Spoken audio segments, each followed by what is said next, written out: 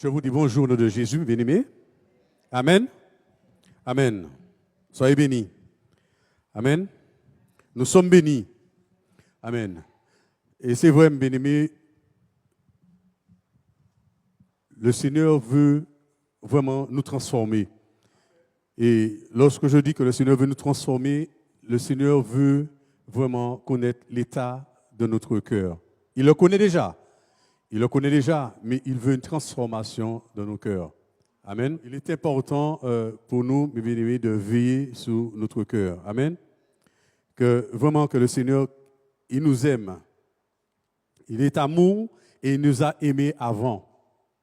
Amen. Et dans sa parole, il nous dit que car Dieu a tant aimé le monde qu'il a donné son Fils unique afin que quiconque croit en lui ne périsse point, mais qu'il ait la vie éternelle. Il a bien dit quiconque. Amen. Il n'a pas fait d'exception. Il n'y a pas une partie ou une autre partie qui est rejetée. Mais il a dit que quiconque croit en lui. Alors, quelle que soit la personne qui croit en lui, il aura la vie éternelle. Amen. Il sera sauvé, il aura la vie éternelle. N'est-ce pas, mes bien-aimés? Amen. Et nous voulons vraiment reconnaître que ce Dieu que nous servons, c'est un Dieu merveilleux. Et nous avons du prix à ses yeux. Amen. Nous sommes importants pour lui. Amen. Et il nous aime. Il veut vraiment notre victoire. Il veut notre réussite. Amen. Il veut que nous puissions vraiment gagner réellement ce combat. Et si nous faisons confiance, mes bien-aimés, nous sommes déjà victorieux. Amen. Parce qu'il a dit à Israël, dans Ésaïe 43, le verset 4, il nous dit, « Parce que tu as du prix à mes yeux, parce que tu es honoré et que je t'aime, je donne des hommes à ta place et des peuples pour ta vie. » Amen. Quelle grâce. Amen, bien-aimés. Nous voyons combien vraiment le Seigneur nous protège lorsque nous nous appuyons sur lui, lorsque nous lui faisons confiance. Ce même Dieu a dit encore dans le livre de Romains 5, le verset 8, « Mais Dieu prouve son amour envers nous en ce que lorsque nous étions encore, amen, nous étions encore des pécheurs, Christ est mort pour nous. » Amen. Même avant de venir à lui, il s'était déjà offert pour nous. Amen. Et nous devons vraiment prendre ça en considération. Et il dit aussi dans Isaïe 43, verset 25, « C'est moi qui efface tes transgressions pour l'amour de moi, et je ne me souviendrai plus de tes péchés. » Amen. Rappelons-nous, mes bien-aimés, de toutes ces paroles. Rappelons-nous de toutes ces choses, mes bien-aimés, et après je vous dirai le titre de ce message. C'est vrai que lorsque nous, hommes, nous avons un problème avec quelqu'un, des fois, il arrive, vous avez déjà entendu ça, des gens qui disent que je te pardonne, mais je n'oublie pas. Amen. Vous avez déjà entendu ça plusieurs fois. Je te pardonne, mais je n'oublie pas. Mais le Seigneur lui-même nous dit que lui-même, c'est lui qui pardonne toutes nos iniquités, qui guérit toutes nos maladies. Amen. N'est-ce pas? Et lorsque le Seigneur nous pardonne, il oublie.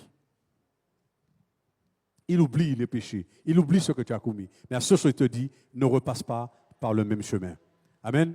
Ne repasse pas par le même chemin. Mais ce même Dieu aussi dit, il a dit dans ce testament, il disait que Dieu pardonne, mais il ne tient pas le coupable pour innocent. N'est-ce pas? Dieu pardonne, mais il ne tient pas le coupable pour innocent. Amen. Le titre de mon message, mes bien-aimés, ce matin, c'est « Dieu pardonne nos péchés, mais les conséquences sont inévitables. » Amen. Dieu pardonne nos péchés, mais les conséquences sont inévitables. Amen. Et, mes bien-aimés, nous devons vraiment prendre conscience de cela. Lorsque le Seigneur nous rabâche, lorsque le Seigneur nous répète chaque jour d'arrêter, lorsque le Seigneur nous dit de faire, de ne pas faire, de sortir, il répète, il insiste. C'est que lui, il connaît les cœurs. Il connaît chaque cœur ici. Amen. Je ne connais pas ton cœur, mais le Seigneur connaît ton cœur. Je ne connais pas les pensées qui sont dans ton cœur, mais le Seigneur le sait déjà, il le connaît. Amen. Et c'est pourquoi aujourd'hui, mes bien-aimés, Il y a des situations que nous faisons, il y a des situations que nous commettons, des fautes que nous commettons, que le Seigneur pardonne. Amen. Il pardonne, il oublie. Mais il y a d'autres aussi, mes bien-aimés, comme dans l'ancien temps, lorsque le peuple péchait, lorsque le peuple tombait dans l'idolâtrie. Amen. Lorsqu'il tombait dans l'adultère, lorsqu'il servait d'autres dieux. Qu'est-ce qui suivait, mes bien-aimés? Une sanction. Et la sanction était terrible, c'était la mort. Amen. Parce que Dieu ne voulait pas être, voilà, c'était un Dieu jaloux. Il ne voulait pas de concurrents. Amen. C'était lui seul qu'il fallait servir. C'est un Dieu jaloux. Amen. Et à l'époque, mes bien-aimés, vous voyez que tout de suite, c'était une sanction. Tout de suite, le coupable était sanctionné. Amen. Mais ce n'est pas parce que nous sommes sous la grâce, mes bien-aimés, qu'il n'y a plus on tue plus les gens, de croire que les choses vont vraiment être différentes. Amen. Peut-être que physiquement, on peut ne pas mourir, mais spirituellement, on peut perdre sa vie. Amen. On peut perdre sa vie spirituelle. N'est-ce pas, bien-aimé? Amen. Mais le Seigneur aussi a dit, ce Dieu de grâce, il fait miséricorde à qui il fait miséricorde, et il fait grâce à qui il fait grâce. N'est-ce pas, bien-aimé? Et c'est là aussi, mes bien-aimés, on ne peut pas comprendre Dieu. Amen. Il y a des situations, mes bien-aimés, nous allons voir petit à petit, il y a des situations, on ne peut pas comprendre comment Dieu agit. Amen. Il y a une seule chose qu'il nous demande, c'est l'obéissance. L'obéissance. Et Dieu, sans tenir compte des temps d'ignorance, annonce maintenant à tous les hommes, en tout lieu, qu'ils aient à se repentir. Vous pouvez trouver ça dans le livre des Actes des Apôtres, chapitre 10 et chapitre 17, le verset 30. Amen. Bien-aimés, le Seigneur pardonne, mais les conséquences, nous les payons. N'est-ce pas? Amen. Vous savez ça, bien-aimés? Si nous savons ça, mes bien-aimés, nous devons faire tout notre effort pour ne pas faire tout ce que notre pouvoir pour ne pas pécher. Faire tout pour rester dans la parole de Dieu, tout pour rester dans l'obéissance. Alors que ce n'est pas souvent le cas, mes bien-aimés. Ce n'est pas souvent le cas. Et la parole nous dit que lorsqu'un homme pêche et qu'il se repente, le Seigneur pardonne et oublie. Je vous ai déjà dit ça, je le répète. Mais il y a un péché qui crée beaucoup de dégâts, c'est l'orgueil. Amen. L'orgueil dans nos vies peut vraiment nous emmener à défier même Dieu. Amen. L'orgueil peut nous emmener à défier Dieu. Amen. Et nous devons faire tout ce que nous pouvons pour pouvoir effacer ça de notre vie. Parce que nous avons déjà parlé de l'orgueil. Vous savez, l'orgueil sous plusieurs formes. Amen. Mais nous devons faire tout pour enlever ça de nos vies. Amen. De se croire peut-être meilleur que l'autre, de croire que ce n'est pas nous, c'est l'autre. Mais bien aimés, nous tous, nous avons péché. Nous tous, nous sommes pécheurs. Amen. Nous tous, nous bronchons d'une manière ou d'une autre. Et nous avons besoin de plus en plus que le Seigneur nous redresse chaque jour. Et c'est pourquoi nous devons rester dans l'humilité et reconnaître que c'est Dieu qui fait en nous et que nous sommes simplement des instruments. Amen. Et mes bien-aimés, des fois, dans nos vies, il y a des choses qui sont enfouies. Il y a des choses que nous avons vécues de notre enfance, des choses qui sont lointaines, des choses que nous avons vécues, et mes bien-aimés, que nous avons eu des difficultés à nous en débarrasser. Amen. Mais plus nous cheminons, plus nous avançons avec le Seigneur, plus nous voyons que les choses remontent. Plus nous sentons que des fois, il y a la pression, parce que ces choses doivent sortir. Amen. Elles doivent sortir, mais des fois, mes bien-aimés, nous le retenons. Mais dans la présence de Dieu, mes bien-aimés, le Seigneur est capable aussi de mettre tout à nu. Amen. Le Seigneur est capable de mettre tout à nu. Amen. Et ce que le Seigneur veut de nous, c'est notre bien. Ce qu'il veut, c'est notre, comment je vais dire, la bonne santé spirituelle. Amen. Et pour avoir une bonne santé spirituelle, mes bien-aimés, il faut être débarrassé de tout ce qui ne lui appartient pas, n'est-ce pas? Amen. Et c'est pourquoi ce matin, mes bien-aimés, je vais prendre une histoire dans la Bible. Une histoire dans la Bible que nous connaissons tous, hein, même les plus petits ici connaissent ces histoires, connaissent cette histoire. Amen. Je parlerai de Joseph. Mais il ne sera pas vraiment question de Joseph. Amen. Il ne sera pas question de Joseph seulement, mais vous allez voir comment notre Dieu, il est merveilleux. Comment des fois, lorsqu'il fait des choses, ça nous montre encore, mes bien-aimés, que nous ne le connaissons pas. Amen. Et des fois, plus nous allons avancer, plus il va se révéler à nous. Et plus sa crainte doit entrer dans nos cœurs. Amen. Plus sa crainte doit entrer dans nos cœurs. Est-ce ça, bien aimé? Nous allons prendre le livre de Genèse 44, 1 à 2. 1, 2, ouais. Amen. Genèse 44, versets 1 à 2. Joseph donna cet ordre à l'intendant de sa maison. Remplis de vivres les sacs de ses gens, autant qu'ils en pourront porter, et mets l'argent de chacun à l'entrée de son sac. Tu mettras aussi ma coupe, la coupe d'argent, à l'entrée du sac du plus jeune, avec l'argent de son blé. L'intendant fit ce que Joseph lui avait ordonné. Amen. Amen. Jusqu'au verset 2. Mais nous avons vu ce que Joseph a fait. Amen. Nous connaissons l'histoire, mais ce n'est pas la peine de tout reprendre. Hein. Joseph a simplement demandé à son intendant de mettre dans le sac de Benjamin, de remettre l'argent et de mettre sa coupe. Amen. De mettre la coupe. Amen. Vous savez qu'est-ce qu'il faisait avec cette coupe? Hein? Il disait que la coupe, c'était pour. Cette coupe-là permettait de deviner. Nous savons très bien que Joseph ne devinait pas. Amen. Joseph, c'était quelqu'un que le Seigneur lui parlait. Amen. Joseph n'était pas dans l'idolâtrie. Amen.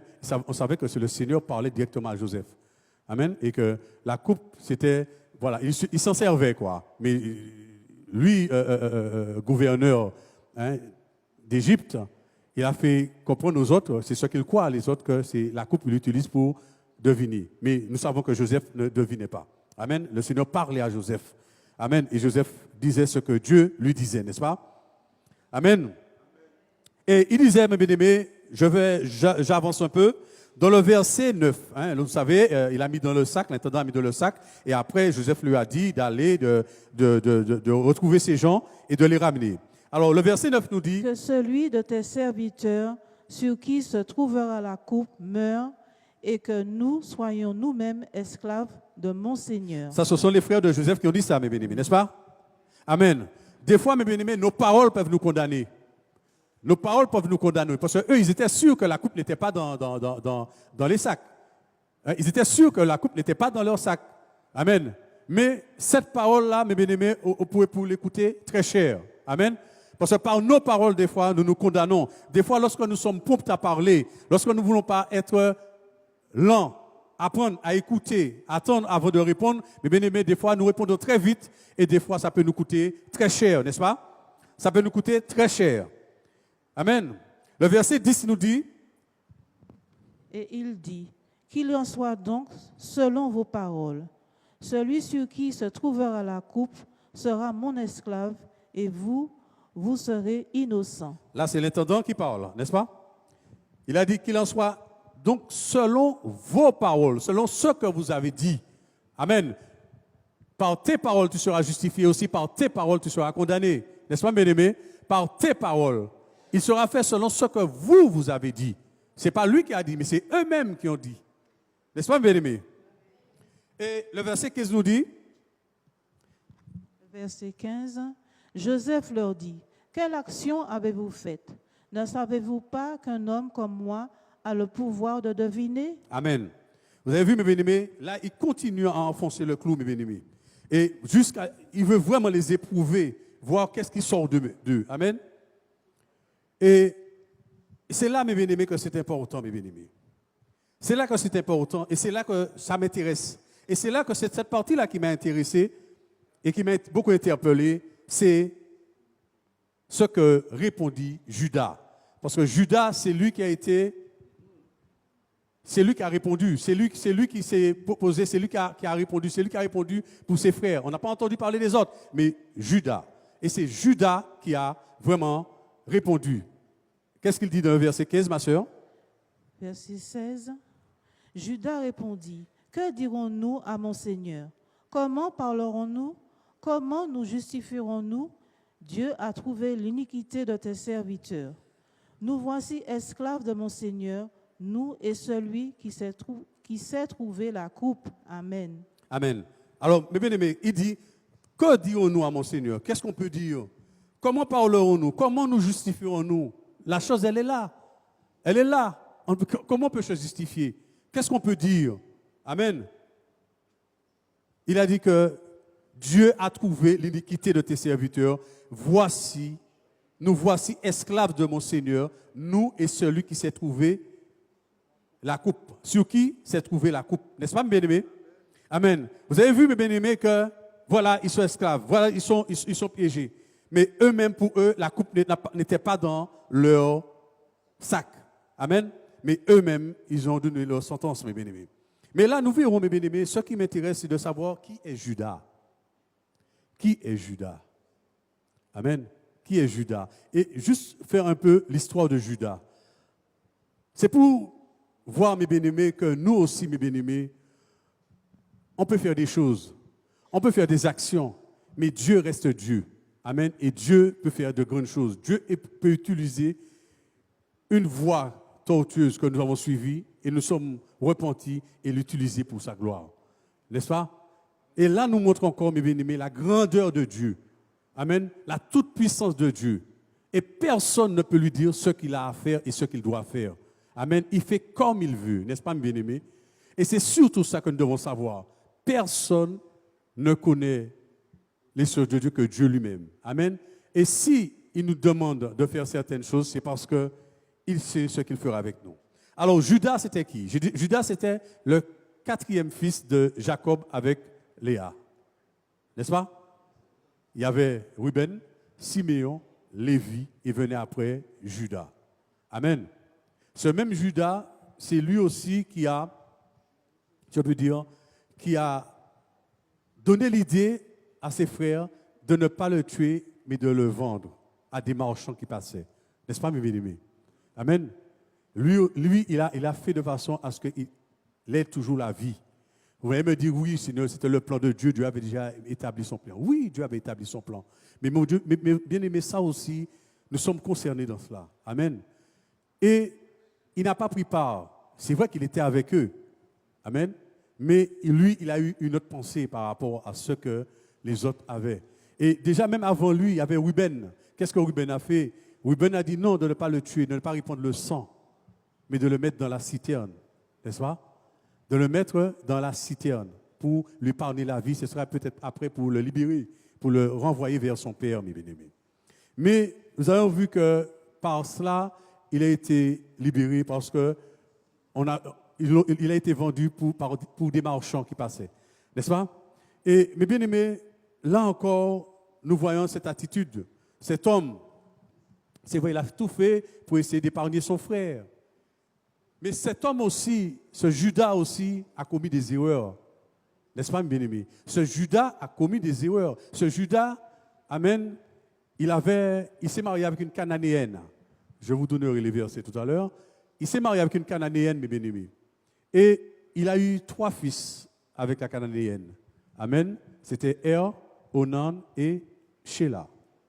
Amen. Er et Onan, le Seigneur les a ôtés parce qu'ils étaient désagréables, ils étaient vraiment abominables devant le Seigneur.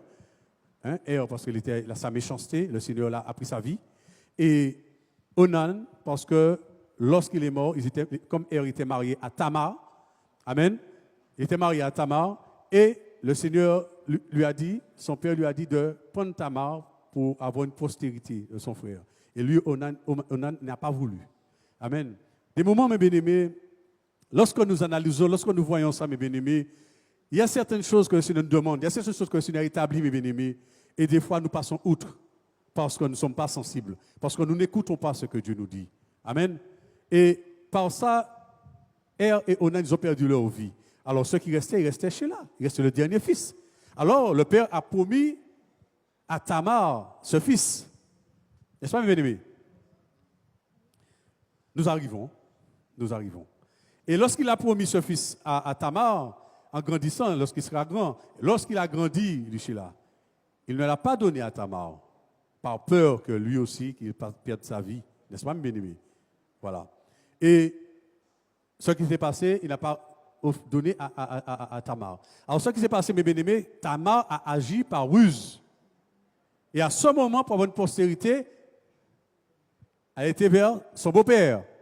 Vous connaissez l'histoire, je vais vous donner les versets, vous allez chercher. Je vais aller un peu plus vite. Hein? Vous allez chercher. Mais bien aimé, c'est pour vous montrer, mes bien-aimés, que lorsque lui, Judas, il n'a pas respecté sa parole, il en a payé les conséquences. Il a payé les conséquences. Amen. Parce que sa belle-fille est venue et à l'époque, dans la loi, c'était quoi? C'était une abomination. Il a été vers son beau-père, n'est-ce pas? Et là encore, mes bien-aimés, nous voyons, mes bien-aimés, que parce qu'il n'a pas offert son fils, il a payé les conséquences. Il a payé les conséquences. Amen. Mais pour cela, mes bien-aimés, pour nous dire, nous qui sommes là, des fois nous prenons des engagements, des fois nous prenons des alliances. Amen. Et nous ne respectons pas ce que nous disons. Amen. Nous parlons et nous ne respectons pas ce que nous disons. Alors nous pensons que voilà, nous avons dit la parole, des fois nous parlons légèrement, nous disons certaines choses, et après cela, mes bien-aimés, nous laissons passer, nous ne faisons pas. Mais nous pensons que là, lorsque c'est fait, c'est sans conséquence. Amen. Amen. Il faut toujours réfléchir. Amen. Il faut faire attention, même lorsqu'on parle à Dieu, il faut vraiment savoir, faire très attention à ce que nous disons, mes bien-aimés. Parce que Dieu, il est là-haut, nous sommes sur la terre. Amen. Que nos paroles sont peu nombreuses, c'est ce que nous dit la parole, n'est-ce pas? Amen. Mais mes bien-aimés, des fois, nous prenons des engagements, nous sommes par émotion, nous prenons certaines actions, nous allons très vite. Nous répondons très vite et nous voulons faire des choses très vite. Et par la suite, mes bien-aimés, il y a des conséquences et ça nous coûte. N'est-ce pas, mes bien-aimés? Amen. Et aujourd'hui, mes bien-aimés, dans l'Église, amen, nous avons des situations qui font que le Seigneur ne peut pas agir pleinement avec nous. Amen. Parce qu'il y a des obstacles, parce qu'il y a des choses qui sont encore en nous qui ne sont pas encore sorties. Des choses que nous disons, des choses que nous faisons, des alliances que nous faisons. Amen. Qui fait que ça nous coûte par la suite. Amen. Amen. Et par exemple, mes bien-aimés, moi qui suis devant vous, j'ai été adultère. Amen. J'ai été adultère. Mais le Seigneur m'a pardonné. Mais ne croyez pas que je n'ai pas payé les conséquences. Amen. Je paie les conséquences. J'ai payé les conséquences. Et je continue à payer les conséquences. Mais dans sa grâce, il m'a pardonné. Amen.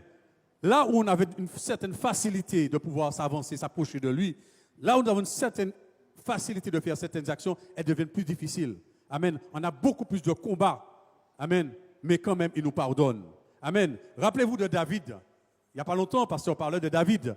Parce que David, lorsqu'il était vers Beersheba, amen, il a fait l'action. Le Seigneur l'a pardonné, mais il lui a dit que parce que tu as fait blasphémer, ton fils qui naîtra mourra.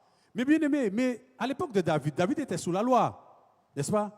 David méritait la mort. David méritait la mort. Mais le Seigneur, ce Dieu que nous ne comprendrons pas, lui a dit que tu ne mourras pas. Amen. Tu ne mourras pas alors que lui, il méritait la mort. On peut dire que Dieu est injuste. Amen.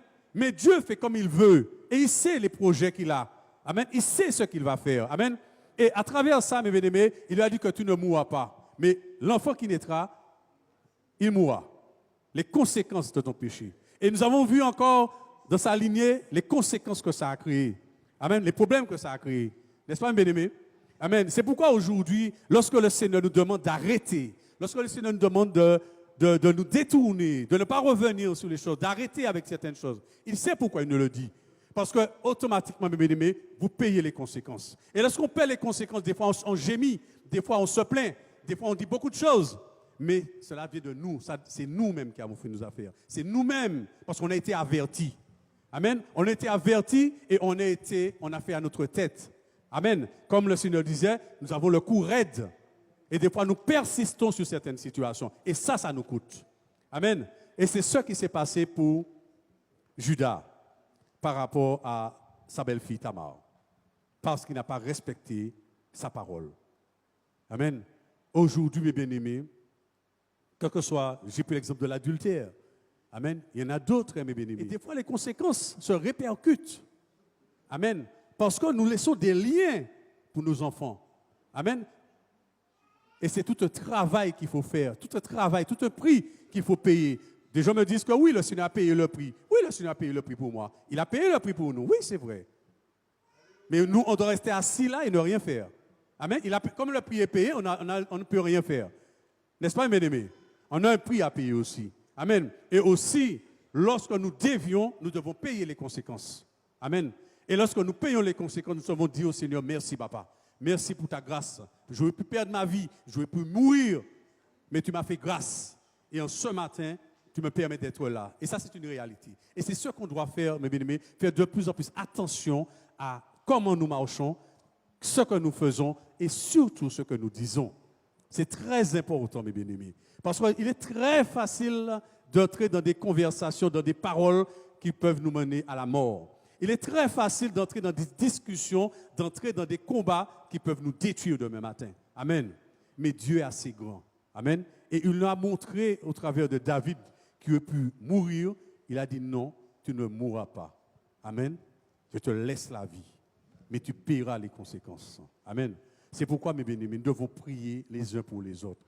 Amen. Ne pas nous juger. Faites tout. Arrêtons de nous juger. Parce qu'on ne sait pas. On ne sait pas. On ne connaît pas les profondeurs. On ne sait pas aussi ce que Dieu peut faire d'une situation. On ne sait pas ce que Dieu peut créer d'une situation qui était déjà perdue. On ne sait pas qu'est-ce que le Seigneur peut faire. Amen. Amen. Mais tant que le Seigneur ne t'a pas dit, il ne t'a pas parlé, tu n'as rien à dire. Amen. Et pourtant, lui, il n'est pas notre juge, il est notre avocat. Amen. Et c'est pourquoi, mes bien-aimés, je veux revenir à Genèse 44, lorsqu'il est parlé, lorsque, vous voyez, et surtout, j'ai fait ce détour, hein, c'était pour voir un peu qui était Judas, et de voir l'état, le cœur de cet homme, comment cet homme a plaidé la cause de Benjamin, comment cet homme a demandé au gouverneur, amen, il a demandé au gouverneur, vous avez, aujourd'hui, mes bien-aimés, n'importe qui peut aller parler à un président, mais à l'époque, l'Égypte, c'était une grande puissance. L'Égypte était une grande nation. Amen. Et aller là, lui, Joseph, il était comme Pharaon, comme a dit Judas. Il était comme Pharaon. Et ce qui veut dire, mes bien-aimés, que lorsqu'il a été pouvoir, il faut avoir de l'audace pour aller vers le gouverneur, pour lui implorer grâce. Amen. Il faut avoir de l'audace, mes bien-aimés. Et il faut vraiment être dans un point extrême. Dans un point extrême pour aller, pour implorer sa grâce, pour libérer son frère. N'est-ce pas? Amen. Nous allons prendre les versets, mes bien-aimés. Alors Judas s'approcha de Joseph et dit, « De grâce, mon Seigneur, que ton serviteur puisse faire entendre une parole à mon Seigneur et que sa colère ne s'enflamme point contre ton serviteur, comme tu es comme Pharaon. Car tu es, comme Pharaon. » Amen. Arrive jusqu'à 19, ma soeur. Mon Seigneur a interrogé ses serviteurs en disant, « Avez-vous un père ou un frère ?» Bon, reste là. Alors vous connaissez, mes bien-aimés, avez-vous un frère et le reste, vous connaissez, mes bien-aimés. Vous savez que vraiment, c'est lui qui leur a demandé de faire descendre son frère et son père ne voulait pas. Vous connaissez l'histoire, mes bien-aimés. Amen, vous connaissez très bien l'histoire. Mais ce que je veux vous dire, mes bien-aimés, c'est que de voir la plaidoirie, c'était vraiment un avocat. Amen. Lorsque j'ai relu, c'est un avocat. Il a vraiment plaidé la cause de son frère, disant que son père va mourir s'il ne remonte pas. Amen.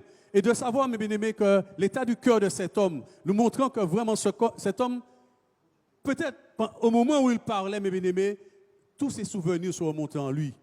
Amen. Tous les souvenirs du passé, amen, sont remontés en lui. Hein, disant que voilà, nous avons commis, voilà, l'autre frère est mort, mais il ne faut pas qu'on perde celui-là. Et il a même voulu offrir sa vie pour lui. Amen. Comme Jésus lui-même a fait pour nous. Il a voulu que Benjamin soit libéré, que lui reste esclave. Mes bien-aimés, ça c'est très important, mes bien-aimés. Est-ce que nous, de notre côté, est-ce qu'on pourra se donner pour un autre? Est-ce qu'on pourra, peut-être, si une situation, un frère, une sœur est dans une difficulté quelconque, est-ce qu'on peut se donner pour lui? Amen. Est-ce qu'on peut se servir de rançon? Est-ce qu'on peut être une rançon pour lui ou pour elle? N'est-ce pas? Ce sont des questions que nous pouvons nous poser. Ce sont des questions que nous pouvons vraiment nous poser. Hein? Demander, est-ce que, amen, de voir comment cet homme a déchiré son cœur, a demandé vraiment au gouverneur de faire grâce. De faire grâce. Parce que si ce frère-là ne monte pas, le père va mourir. Amen. Mais bien aimé, dans tout ça, lorsque j'ai observé, j'ai vu tout ça, mes bien-aimés, nous voyons une chose qui est très importante, mes bien-aimés. Qui était Jacob? Qui était Jacob? Amen. Jacob en a fait aussi. Amen. Il stique par la naissance donc. Amen. Nous avons des héritages. Amen. Hein? Nous avons des héritages. Et c'est vrai, mes bien-aimés, que Jacob, ses enfants, c'est vrai, ils ont fait beaucoup de choses. Mais qui était Jacob lui-même? Amen. Le frère d'Ésaü. C'est vrai. Mais qui ça Jacob fait? Jacob n'a pas été un doux, hein? Ça n'a pas été un long fleuve. Eh bien, il fait des bagailles aussi. Mais pour vous rappeler, pour vous montrer, mes bien-aimés, que nous avons en héritage des bagailles que nous avons laissées. Amen. Lorsqu'on veut me dire que mon fils est de telle manière, je m'analyse premièrement. Amen. Je m'analyse. Avant de dire quoi que ce soit, je m'analyse premièrement. Et lorsque je constate, je suis en train de regarder mon dernier fils, tout ce que je faisais par le passé, c'est ce qu'il est en train de faire. Amen. C'est qui va se lever pour lui. Ce n'est pas moi qui dois me lever pour lui. Amen. Ce n'est pas la faute au diable. Ce n'est pas la faute à celui-là. Ce n'est pas la faute à celui-là. C'est l'héritage que je lui ai laissé. Amen. Et aujourd'hui, je dois me lever avec la grâce de Dieu pour pouvoir le libérer de toutes ces chaînes. N'est-ce pas, mes bien-aimés? Et c'est ça. Et ne pas renvoyer la faute aux autres. Dire que c'est les autres. Dire que c'est ceci. Dire que c'est cela. Amen. Nous devons voir exactement là où nous sommes sortis. Et c'est ça, nous examiner, bien sûr. Nous examiner. Et c'était là, mes bien-aimés, que nous allons devenir très petits. Très petits. Et dire, Seigneur, fais-moi grâce. Seigneur, aie pitié de moi. C'est vrai, je ne suis pas meilleur que l'autre. Je ne suis pas meilleur que celui-là. Moi aussi, j'ai commis. Moi aussi, j'ai fait des erreurs. Moi aussi, j'ai fait des fautes. Amen. Bien aimé, les conséquences sont terribles. Je vous donne un témoignage lorsque j'étais plus jeune, j'étais à l'école, j'étais au moins en 5e. Il y a une action qui s'est passée, mes bien-aimés. J'étais avec des camarades.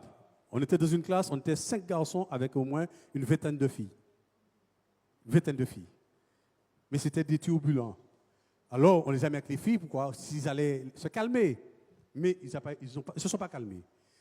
Et ces garçons, un jour, je suis descendu en ville avec eux. Ceux qui connaissent Prise Unique, c'était Prise Unique en face de la mairie. Hein, c'était Prise Unique avant. Et puis j'étais avec eux, et moi je suis resté à la porte. Et les autres sont entrés. D'accord? Je suis resté à la porte, et puis eux, ils sont entrés. Mais entre-temps, ils ont volé à l'intérieur des tournevis, ils ont volé des choses à l'intérieur. Et on les a tenus. Et le vigile est venu vers moi. Il a dit, hey, si vous parlez crier maman là, nous marchons. Bien aimé, après cela, je n'étais pas participant, mais monté là et puis, eh bien, bien aimé, je me suis retrouvé dans la voiture de la police pour aller à la rue Victor Sévère. Alors que moi, je n'ai rien fait. Amen. Là où j'étais, je ne devais pas être. Amen. Et parce que j'étais là, j'étais participant. Amen. Et en plus, ça m'a valu une claque d'un policier à l'époque. Parce qu'il y a un qui faisait, il faisait le cancre. Alors j'étais en train de griller. Et j'ai reçu une claque. Mais Dieu m'a fait grâce, il y avait un inspecteur qui connaissait mes parents et je suis passé. Amen. Vous voyez, mes bien-aimés, des fois, on peut se trouver là où on ne doit pas être. On peut se trouver dans des situations qu'on ne doit pas se trouver. Mais il ne faut pas croire. Lorsque Judas était avec ses frères, c'est vrai qu'il n'avait pas l'intention. Il voulait sauver Joseph, mais il était avec eux. Et il a gardé ça durant toute sa vie. Il n'a pas parlé de ça. Amen. Jusqu'à ce qu'il dise à Joseph que le frère est mort. Amen. Il ne sait même pas qu'est-ce qui est devenu Joseph. Mais lui-même, il était dedans. Même si lui, il n'avait pas la même pensée qu'eux, il ne voulait pas le tuer. Mais il était là. Qui veut dire que lui aussi faisait partie. Il n'est pas exempt. Amen, bien-aimés. C'est pourquoi, mes bien-aimés, par ces paroles, réfléchissons, mes bien-aimés, à ce que nous disons. Réfléchissons dans les conversations dans lesquelles nous nous mettons. Dans les prises de parti que nous faisons.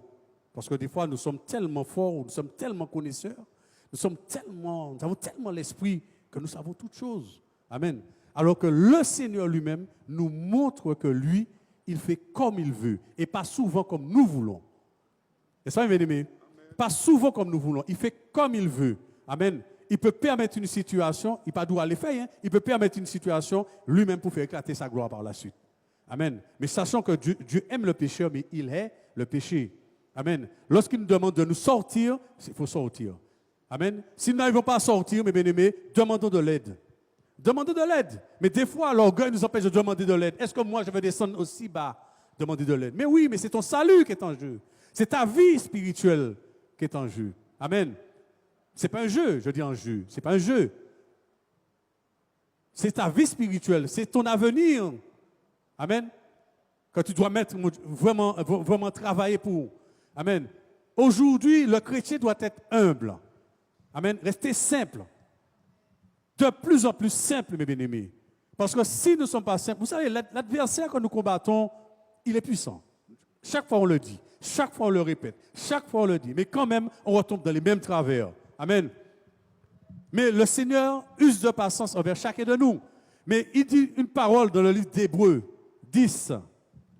Amen. Aidez-vous les uns les autres. Excitez-vous à la charité. Amen. Et aux bonnes œuvres. Comment? 10, 21. Voilà. Excitez-vous à la charité et aux bonnes œuvres. Mais c'est ça, voilà le travail qu'on doit faire. Et ça va nous éviter, mes bien-aimés, d'entrer dans des choses qui vont nous coûter très cher par la suite. Amen. Mais le Seigneur nous aime. Le Seigneur veut de plus en plus, mes bien-aimés, que nous soyons des modèles. Parce que, vous savez, il y a quelque chose qui arrive, on le ressent. Lorsqu'on a vu de la louange, lorsqu'on est de plus en plus dans les réunions, mes bien-aimés, nous voyons que vraiment le Seigneur est en train d'opérer quelque chose. Nous ne le voyons pas de nos yeux, mais nous sentons qu'il y a quelque chose qui arrive. Nous sentons que le Seigneur veut faire quelque chose. Amen. C'est à nous de nous disposer pour qu'il fasse ce qu'il a à faire. Non que nous soyons des obstacles. Mais rappelez-vous, mes bien-aimés, dans la prophétie, tout à l'heure, il a dit que personne ne l'empêchera de faire ce qu'il a à faire. Ce qui arrivera, arrivera. Amen. Tenons cette parole bien dans nos oreilles. Ce qui arrivera, arrivera. N'est-ce pas? Amen. Et mes bien-aimés, nous devons de plus en plus, mes bien-aimés, être attentifs à ce que le Seigneur dit.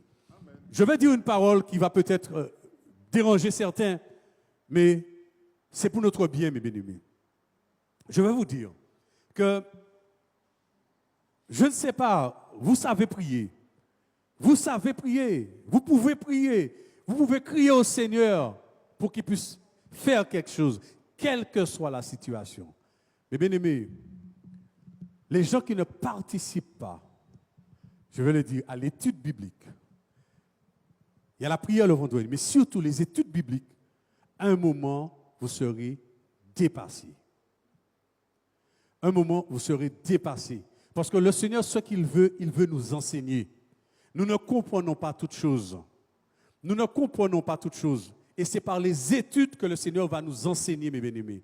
Pas les études que nous prenons ailleurs, pas les études que nous écoutons partout, mes bien-aimés, mais l'étude de la doctrine primitive. Amen. L'étude de la doctrine primitive. Et là, mes bien-aimés, par son esprit, lui, il va nous aider à comprendre ce que nous ne comprenons pas. Amen. Et c'est pour ça, mes bien-aimés, que des fois, mes bien-aimés, il y a autant de difficultés à pouvoir se sortir. Des fois, nous trouvons trop de combats. Mais le Seigneur, des fois, nous parle. Il nous montre comment faire, comment sortir de certaines situations. Amen. Et ces jours-ci, il nous parle de nos cœurs. Amen. Il insiste sur nos cœurs, sur l'état de nos cœurs, mes bien-aimés. Amen. Ce n'est pas rien. Et c'est le cœur, le moteur. C'est lui. Amen. C'est de là que sortent les choses. Et c'est l'esprit en nous qui nous permettra de cheminer. Mais si le cœur n'est pas dans les conditions, mes bien-aimés, comment servons-nous le Seigneur, mes bien-aimés? Nous sommes enclopants. Un jour bien, un jour pas bien. N'est-ce pas, mes bien-aimés? Je ne referai pas l'étude. Mais je vous dis, mes bien-aimés, que le Seigneur veut que nous allions plus loin pour éviter de payer des conséquences inutiles. Amen. Pour que nous puissions de plus en plus, mes bien-aimés, être attentifs à sa voix. Pas à la voix d'un homme, mais à la voix de l'Esprit. Amen. Et c'est l'Esprit qui nous dirige. C'est l'Esprit qui nous dirige. Et si nous fixons nos yeux sur l'Esprit, nous fixons nos yeux sur le Seigneur, mes bien-aimés, nous ne serons pas égarés. Amen. Amen.